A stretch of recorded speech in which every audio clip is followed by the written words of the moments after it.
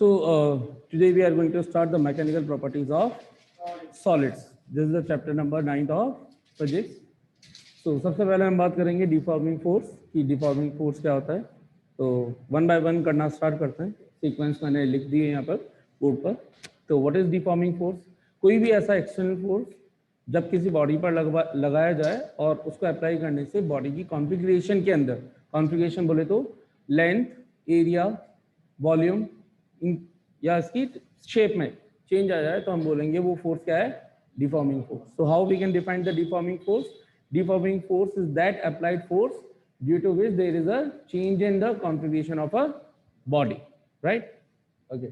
Now what is elasticity? Elasticity is that property of each and every object due to which it regains its original configuration after removal of the deforming force.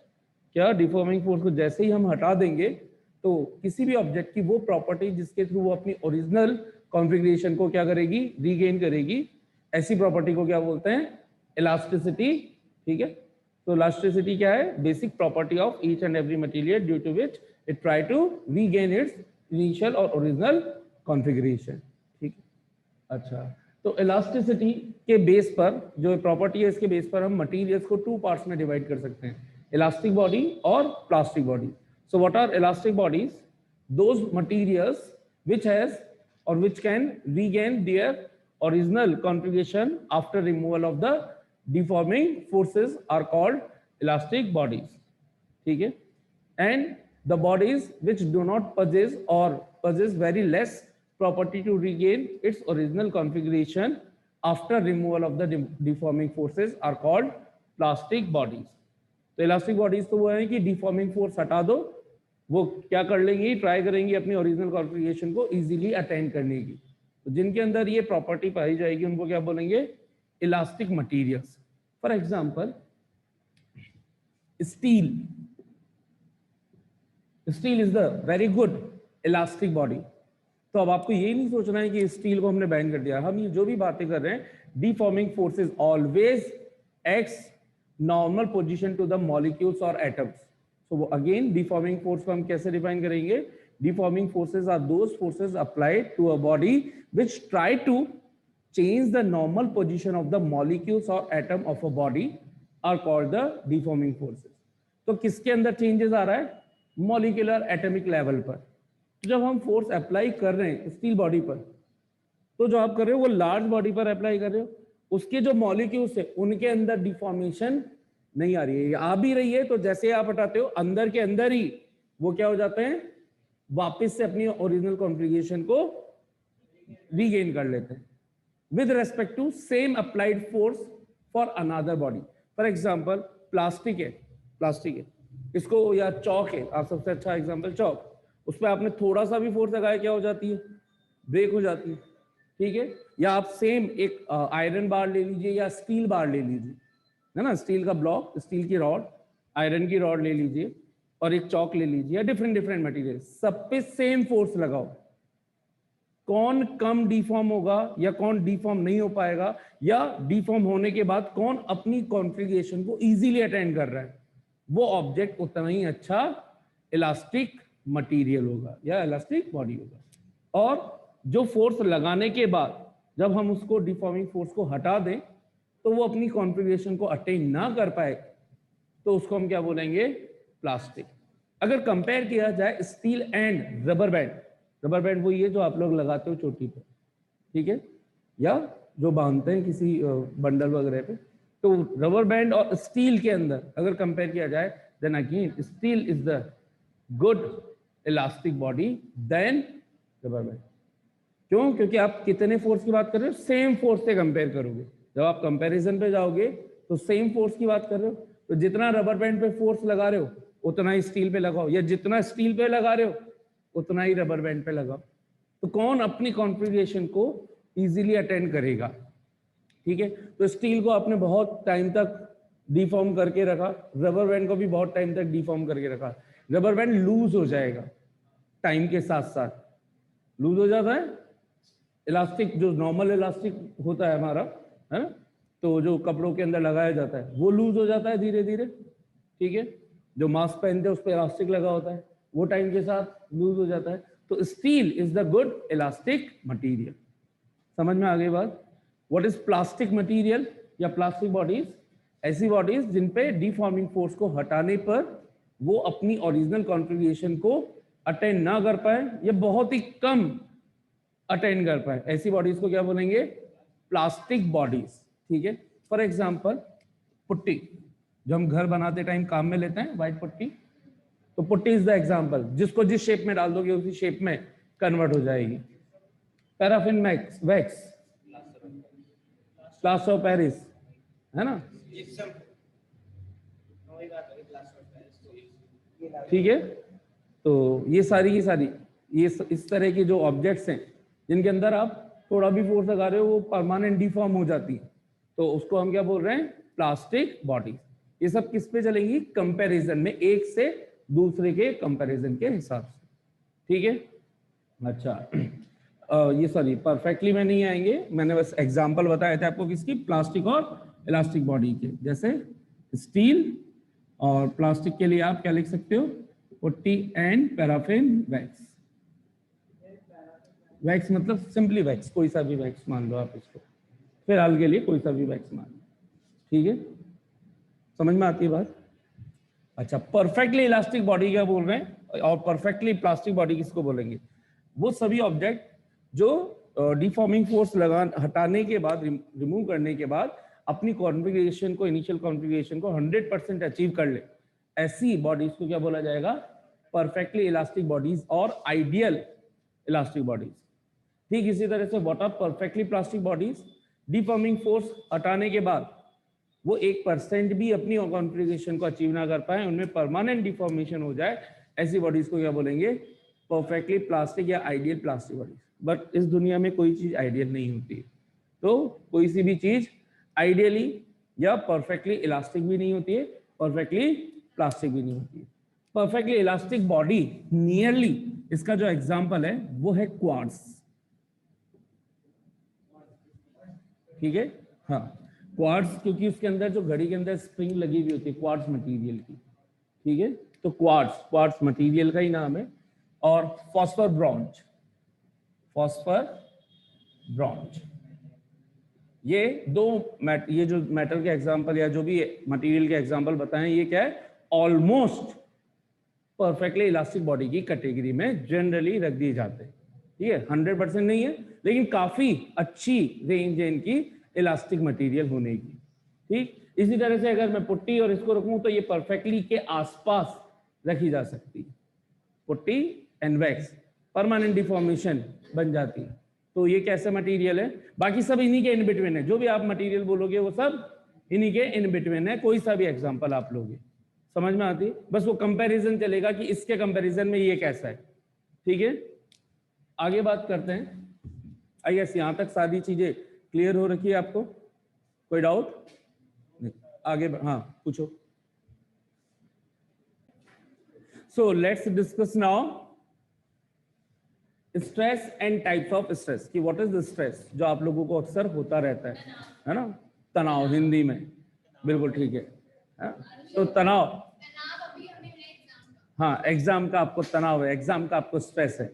क्या होता है कि वो exam का जो phobia है वो आपके ऊपर एक तरह का फोर्स लगा रहा है आपकी बॉडी पर, तो जो फोर्स पर यूनिट एरिया है उसी को हम डिफाइन करते हैं क्या? स्ट्रेस। कैसे है? तो बेसिक डेफिनेशन लिखूं स्ट्रेस की, तो स्ट्रेस कैसे डिफाइन किया जाता है? Force per unit area. कौन सा है ये फोर्स पर यूनिट एरिया? ध्यान से समझे यहां पर कि जब डिफॉर्मिंग फोर्स हम अप्लाई करते हैं किसी भी बॉडी पर, तो वो डिफॉर्मिंग फोर्स का काम क्या होता है? उस बॉडी के मॉलिक्यूल्स और एटम्स की नॉर्मल पोजीशन में चेंज करना। लेकिन हर एक बॉडी की प्रॉपर्टी होती है उसका अपोज करना, तो अपने आप उस बॉडी के अंदर एक इंटरनल फोर्सेस इस तरीके के सेटअप होते हैं जो उस बॉडी को अपनी कॉन्फ़िगरेशन, इनिशियल कॉन्फ़िगरेशन में वापस लाने का काम करते हैं। इसके लिए वो उस डिफॉर्मिंग फोर्स के अगेंस्ट उस बॉडी के एरिया पर एक फोर्स अप्लाई करते हैं। तो उस फोर्स को तो बोल रहे हैं इंटरनल फोर्स, जो ओरिजिनल कॉन्फ़िगरेशन में लाने का काम करेगा उसको तो बोला जाएगा रिस्टोरिंग फोर्स, जो सेटअप हुआ। और ये जो फोर्स बॉडी की पर यूनिट एरिया पे फोर्स लगा रहा है उसी को हम बोलते हैं stress. So whenever deforming force is applied on a body which will try to change the normal position of atoms or molecule, then some internal force set up in the body which try to bring the body back into its initial configuration, and hence it will apply some force on the body, on its area. This force, this restoring force set up in the body per unit area is called stress. In just simple words, stress is defined as force per unit area. So in symbol form, I can write stress is equals to F upon A, force upon area. All right. What should be the SI unit? What should be the SI unit of stress? Newton per meter square. Newton per meter square. Another unit? Another SI unit? Pressure, because pressure is also force upon area. So that's why you say there is a lot of pressure of exam on us. So that is the stress. वो जो आपके ऊपर exam का pressure है वही आपका stress है. ठीक है. अच्छा, ये हो गई ऐसा unit. What is dimensional formula of stress? m1, so m1 l-1 t-2. ठीक है. कैसे पता चलेगी? फोर्स की का dimensional formula m1 l1 t-2 upon area का डायमेंशनल फॉर्मूला L2. L2 ऊपर जाएगा तो 1 - 2 -1. सो m1 l-1 t-2. समझ में आती है? ये तो हो गई स्ट्रेस के बारे में. अब हम बात कर रहे हैं टाइप्स ऑफ स्ट्रेस की. तो they are broadly two types of stress, normal stress and tangential stress. Further, normal stress also divided into two subcategories: tensile stress and compression stress or compressive stress. तो normal stress क्या है? Whenever force is applied perpendicular to the area of the body, यानी कि वो deforming force लगाने के बाद जो restoring force body पर कैसा force लगा है? Perpendicular, एक तरह का एक्शन का रिएक्शन.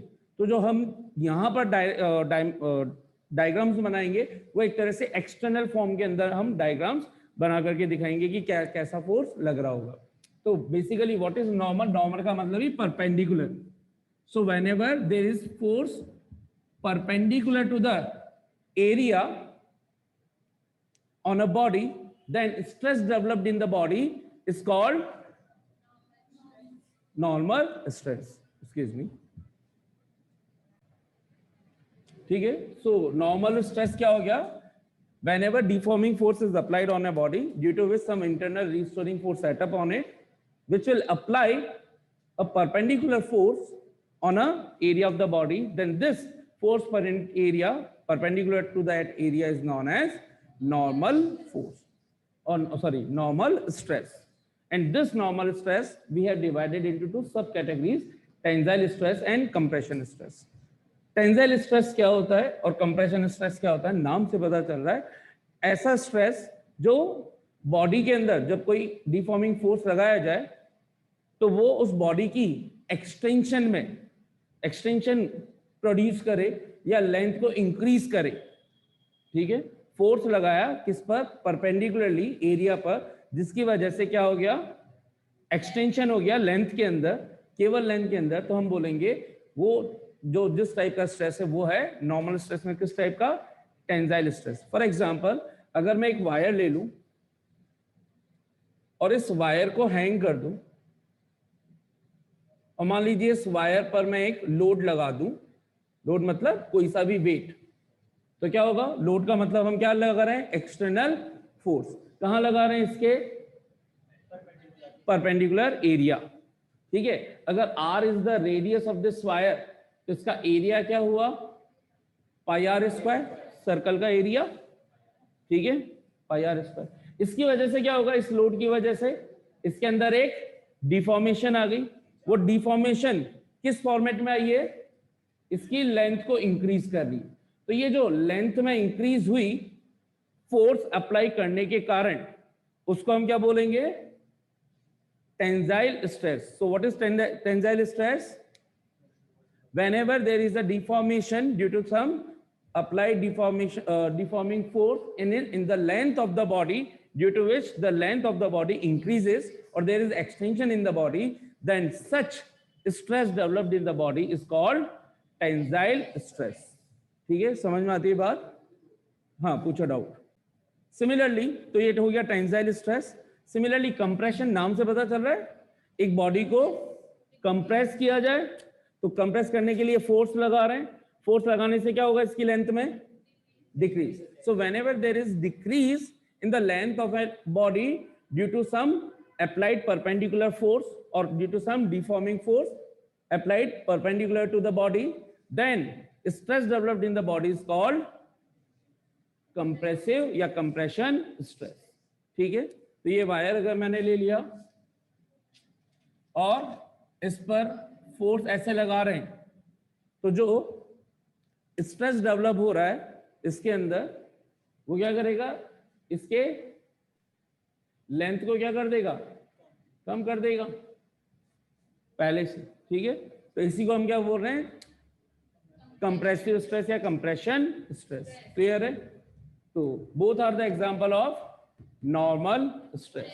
ठीक है, तो ये है आपकी इंक्रीज इन लेंथ. किसको बताएगी, यहां पे लिख देते हैं. Tensile stress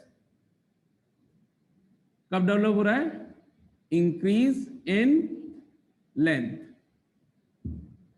Stress developed due to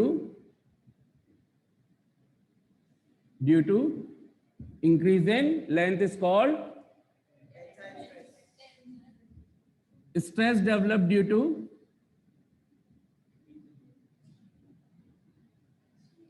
to decrease in length is called compression stress. Very good. Tangential stress. Next we are talking about tangential stress. अरे इधर देख के बोलना है तो फिर इधर देख के बोलो.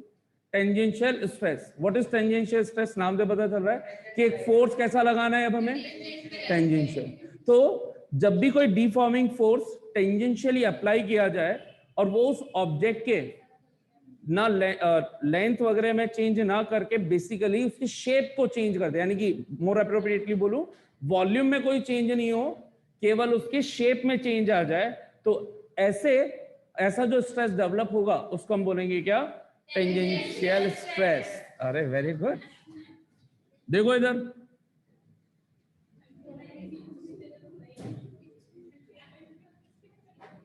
हाँ भाई देखिए इधर, यहां पर हमने एक फोर्स लगाया. अरे यहां देखिए, यहां पर हमने इसकी टॉप लेयर पर फोर्स लगाया, तो उसकी वजह से क्या हो गया, इसका जो ये शेप है, ये नीचे वाली सरफेस वहीं की वहीं रही और इसके अंदर चेंज आ गया, ये आगे खिसक गई.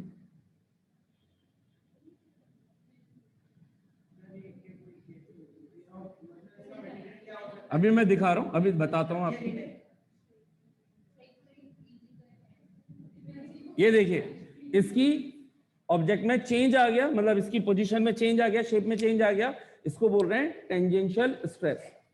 फॉर एग्जांपल बता रहा हूं ना, काहे टेंशन ले रहे हो. तो देखिए ये मान लीजिए रजिस्टर है, इसके अंदर देखिए, यहां सब लोग ध्यान से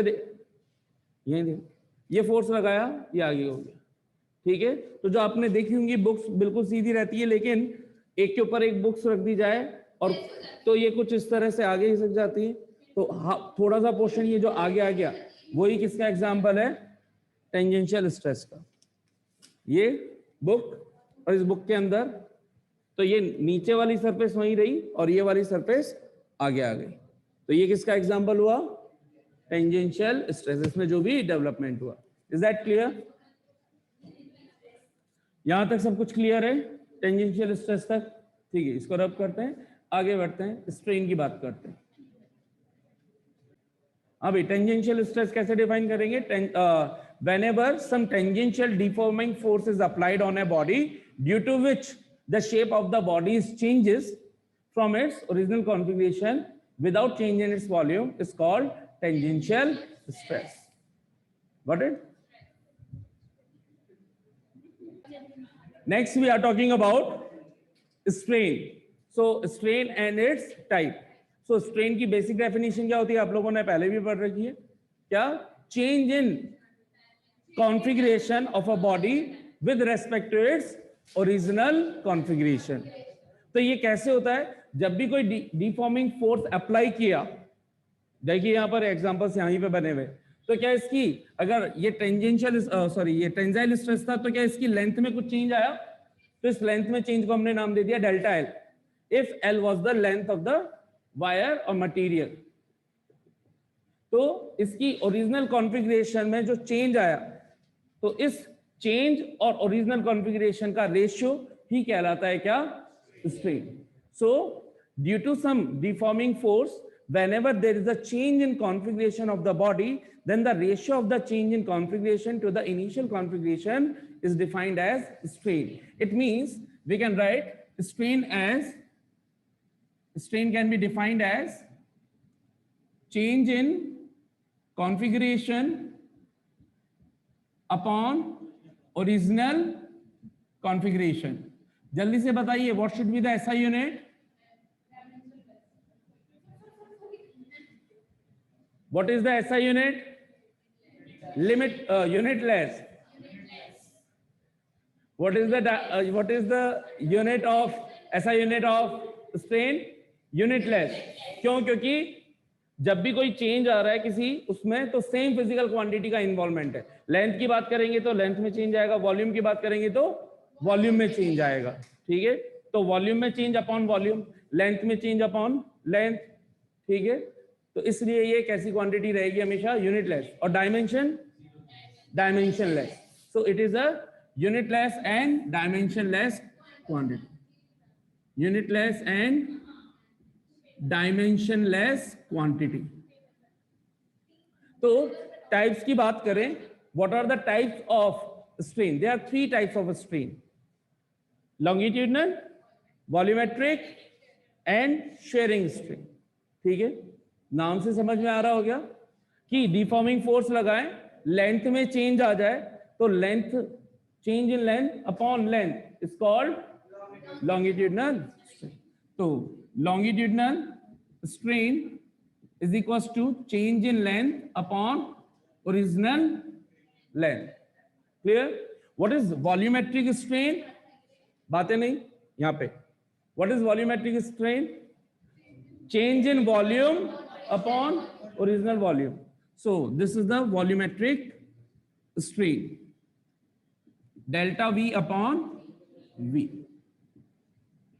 And what is sharing strain? ये इंपॉर्टेंट है, देखिएगा। इसको हम डिफाइन करते हैं एंगल थीटा से। क्या है कि जब हम टेंजेंशियल फोर्स लगाते हैं, तो वो एंगल जिससे ये डिस्प्लेस हो चुकी है बॉडी अपनी अपर सरफेस या फिक्स सरफेस से। तो ये देखिए, ये इसकी फिक्स सरफेस हो गई, ये वाला प्लेन, इसके रेस्पेक्ट में ये थोड़ी आगे शिफ्ट हो गई। इसको मैंने नाम दे दिया, कितने से शिफ्ट हुई? यहां से जो परपेंडिकुलर डिस्टेंस आ रही है उसको मैंने बोल दिया डेल्टा एक्स या सिंपली एक्स। तो ये जो एंगल बन रहा है, और ये अगर इसकी लेंथ है एल, तो इस एल के रेस्पेक्ट में ये है एल, इससे ये आगे की तरफ शिफ्ट हुई, यानी कि इससे क्या परपेंडिकुलर है क्या ये डायरेक्शन डेल्टा एक्स। सो इस ओरिजिनल लेंथ से, और ये जो ओरिजिनल लेंथ जिस प्लेन को शो कर रही है, उस लेंथ से परपेंडिकुलर जिस अमाउंट से डिस्प्लेस हुई है, उनका रेशियो जो एंगल देगा, वही एंगल क्या कहलाता है? Shearing strain. ठीक है, तो shearing strain is defined as that angle due to which the shape of the object changes और displaces by a plane perpendicular to a fixed surface in the perpendicular direction of the particular original length. So it is defined as delta x upon L. Since theta is the angle, that's why its unit should be radian. Theta की unit क्या होती है? तो although dimension पूछूंगा तो कितनी आएगी? Dimensionless, लेकिन इसकी यूनिट क्या रहेगी? रेडियन। कैसे होता है? यहां पे देखिए कि मैं छोटा सा डायग्राम बना रहा हूं इसका, कि चेंज कैसा है। ये ये थीटा, ये डेल्टा एक्स, ये एल। ये जो कुछ चेंज आया है ये बहुत ही स्मॉल चेंज आया है। अगर मैं आपसे इस एल और डेल्टा एक्स में रिलेशन पूछूं ट्रिग्नोमेट्री के थ्रू, ये एक राइट एंगल ट्राइंगल नजर आ रहा है, नजर आ रहा है, और ये जो कुछ डेल्टा एक्स आया है क्योंकि टेंजेंशियल फोर्स से हुआ, इसका मतलब कहीं ना कहीं टेंजेंशियल टेन थीटा का इन्वॉल्वमेंट होगा।